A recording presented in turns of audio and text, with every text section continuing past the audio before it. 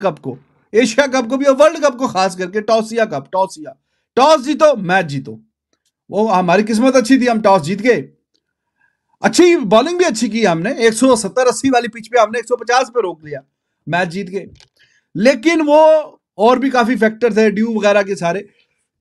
तो उसके बाद जो है वो ओवर एप्रिसिएशन इनकी जो हुई है ना, तो करते कराते फिर माहौल आपके सामने ही है।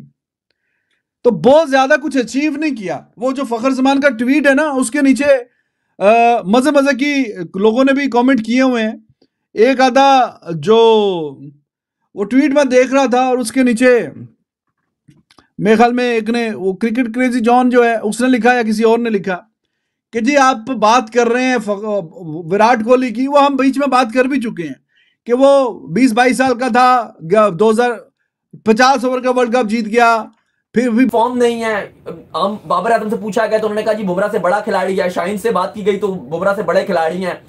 फॉर्म है नहीं, परफॉर्मेंस है नहीं, घर पे विकेट लेकर दे नहीं पा रहे, बाहर दे नहीं पा रहे, T20 में विकेट्स नहीं ले पा रहे, ओडीआई में परफॉर्मेंस समझ नहीं आ रही, टेस्ट में कुछ नहीं कर पा रहे। भाई निकलना पड़ेगा। कल मिगी का बयान आया था कि भाई आपकी जो प्लेयर्स हैं वो अपने आप को स्टार मानते हैं, और उनकी जो पीआर एजेंसीज है उन्होंने इतना उनको सर पे चढ़ा लिया जिसकी वजह से वो अपने आप को वाकई बहुत बड़ा स्टार मानते हैं। तो भाई फैसला कर लिया गया, बड़ा फैसला किया गया, बाबर आजम को ड्रॉप किया गया। इवन पीसीबी कहता है आराम किया गया। भाई आराम का हो, ड्रॉप को याद रखना, ये ऐसे टेस्ट में और ऐसे इंपॉर्टेंट टेस्ट में अगेंस्ट इंग्लैंड कोई आराम करता नहीं है। आराम और ड्रॉप में फर्क क्या होता है ये आप सुन लो।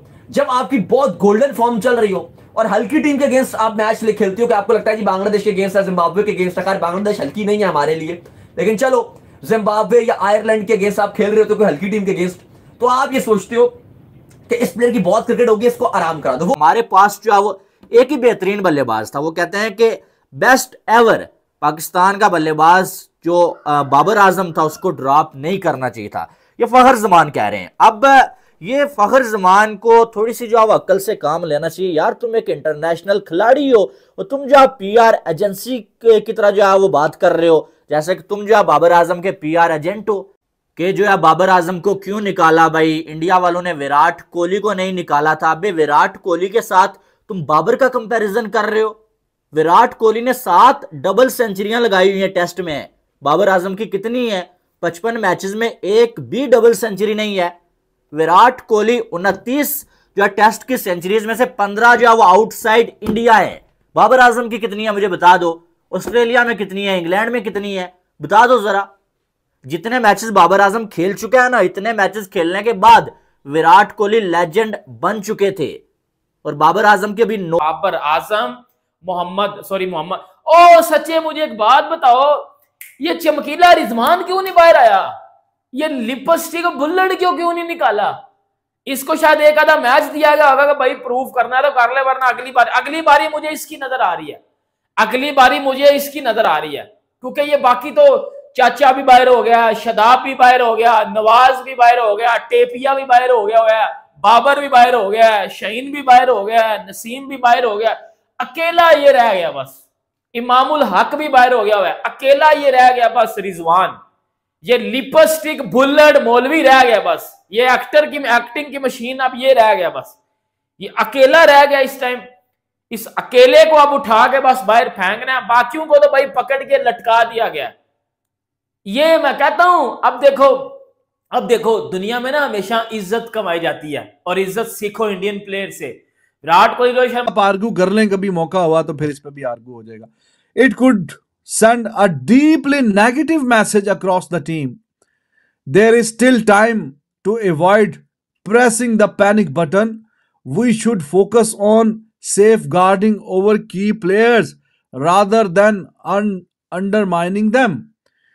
तो इंग्लिश तो माशाल्लाह आप सबको ही थोड़ी बहुत ही समझ आती है, जैसे मुझे भी आती है थोड़ी बहुत ही, तो समझ आपको आ गई है। और वो कह रहे हैं बहुत ही कंसर्न की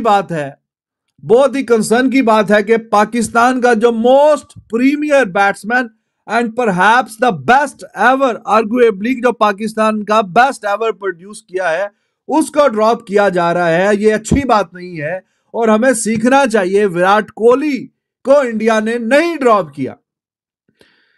तो देखें भाई साहब, और एंड पे जो आगे के पैनिक बटन नहीं दबाना चाहिए। दिस पैनिक बटन तो क्या, दब दुब गए हैं सारे बटन ही फारक। जी हाँ दोस्तों, खबर ये है कि बाबर आजम, नसीम शाह और शाहीन शाह अफरीदी को ड्रॉप कर दिया गया है दोस्तों टीम पाकिस्तान से दोस्तों, कि दूसरे टेस्ट में ये तीनों नहीं खेलेंगे और इनको आराम दिया गया है दोस्तों।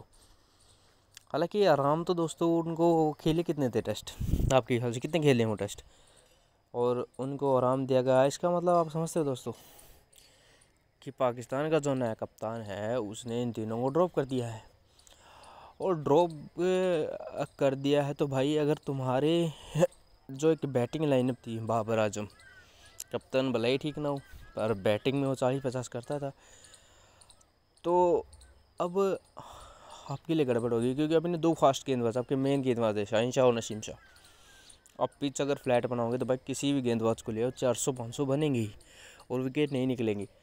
तो कभी कभी जो बॉलर और बैट्समैन की गलती नहीं होती, कभी कभी पिचों की भी गलती होती है कि आप किस तरह की पिच बनाते हो।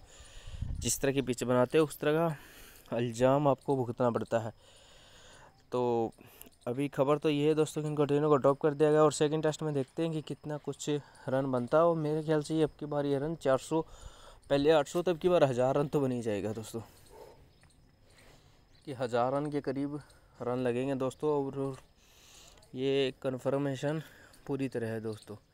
तो आपको क्या लगता है दोस्तों, कमेंट करके बताइए। और पाकिस्तान दूसरा टेस्ट जीतेगा या इन तीनों को ड्रॉप करके जीतेगा या क्या होगा?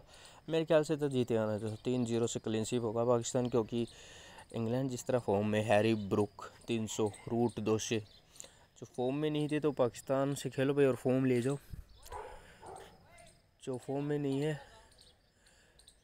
फॉर्म में आओ और चैनल को सब्सक्राइब जरूर कर लीजिए। जय हिंद दोस्तों।